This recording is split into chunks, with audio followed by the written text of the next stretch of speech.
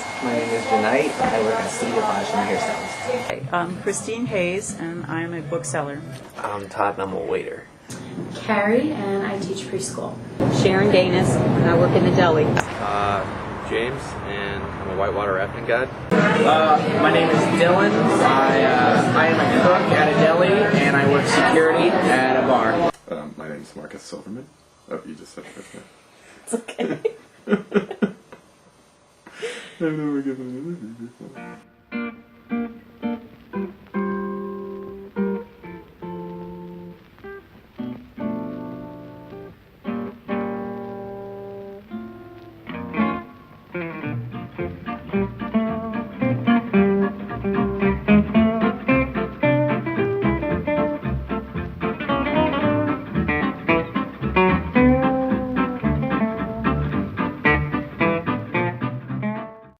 Are you reading anything right now? Let's see, I just finished 10 Little Indians.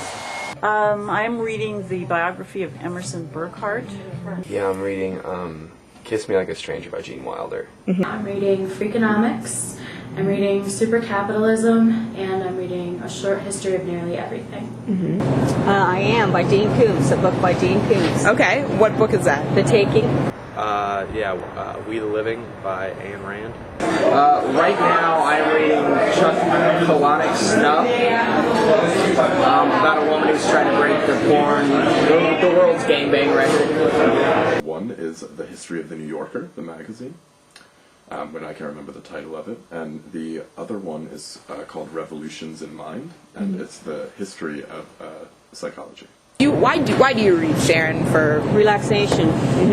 yeah, Relaxation. It does. Okay, that's good. I look at books every day. People bring me boxes of books, and there isn't a day go by. That's why I have these shelves of books. That I've had a couple snow days this year, and I can't wait till I'm retired, or really I can't move too much, or I'm retired, or I'm in jail, or whatever, because I would just love to read all the time. I've got a 3- and 6-year-old grandchildren, so we go to the library all the time. So Okay. I'm usually picking something out all the time, and they're picking something out. Oh, okay. So how often do you go to the library? At least once, sometimes twice. Oh, wow. Like a week? Uh-huh. Oh, okay. That's a lot.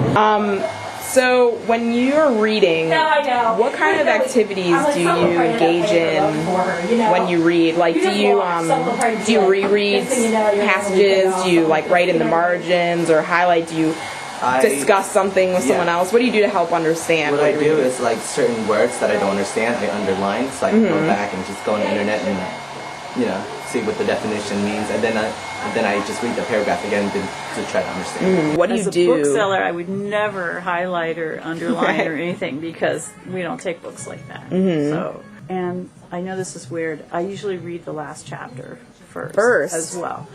I mostly reread. The way my brain works, I kind of hard for me to pick up on subtleties first time through. So a lot of pages, I'll just go through and reread a lot of it, mostly just skim. I usually read a book twice in a row, or at least I'll go back once I finish it and reread the first few chapters, because it kind of makes it feel more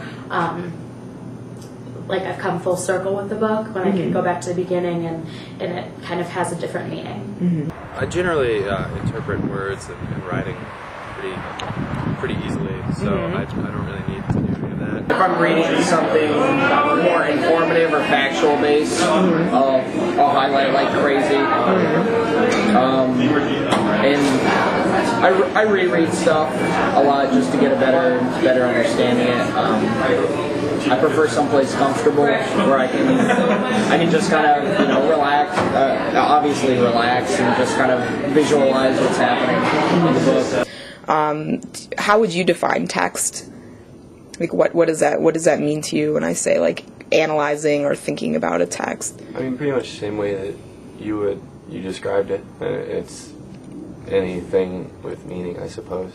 Anything with meaning? Yeah, anything with So are we making a text right now? I suppose. Okay. I'm okay with making a text right now. Pretty much anything. It's just all the way that you interpret it, like spoken word or written text, or certain things speak to certain people in certain ways, and like to a mechanic, an engine could be considered text. You know, like just the way things fit together. First of all, how did you use reading in beauty schools? That's interesting because I don't really know anything about that. Well, there's so. like textbooks and everything too, so it explains like different types of haircuts, dimensions of color. So it's mostly like factual, Yeah. not interpretive. It was just No. kind of like. No. And how did you? And then that kind of gives me a perspective like, okay, so they word it that way.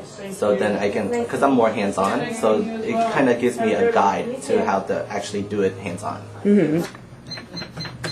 And what made you choose this book, if you don't mind me asking? It's an adventure. All right. 1068. It's But you know what? He's a fellow retail. Thank you. I needed that word. 961. Looking good. I have Looking good. I've worked in a deli for like 35 years of my life. So, Okay, so yeah. it's more like out of like personal experience than Yes. than out of like actual like you didn't like read. There wasn't like a textbook. No, You feel no. like okay, so So we have like sheets.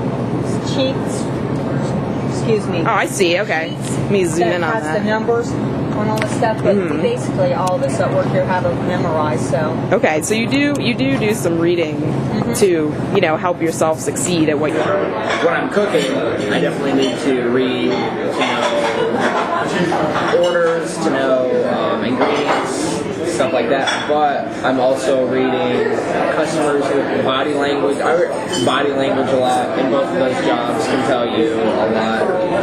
Especially with coworkers that you work with every day, you can definitely read their body language. And as far as working at a bar, the body language of the patron says a lot, whether they're falling over drunk or having a good time. You can definitely read how their night will usually end.